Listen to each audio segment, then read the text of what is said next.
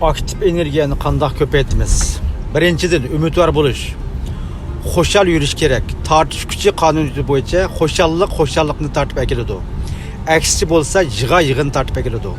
Diqqat naz bo'lsa taqdir shu yerda bo'ladi. Ikkinchidan nachar kayfiyat bilan qarshilashmaslik. Qarshilashsangiz energiya bergan bo'lasiz. Uchinchidan yomon fikrlarni anglamaslik, yetkazmaslik, deyilayotgan yerdan qopib ketish. To'rtinchi hambahlanish. Boshqalarga yordam berganingiz o'zimizga bergan yordamimiz bo'ladi. Beshinchi muhabbat va minnatdorlik.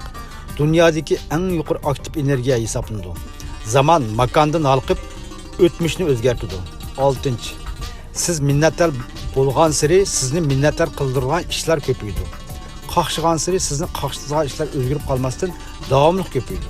Chunki og'izdan chiqqan so'z tilak bo'ladi. Tartib akilaveradi. Shunga amal bar yaxshi xabar tarqatish kerak. 7.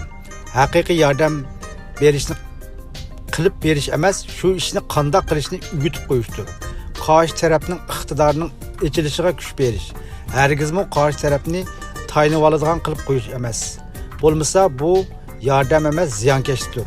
Unutmangki, har bir odamda yoshirin iqtidor bo'ladi.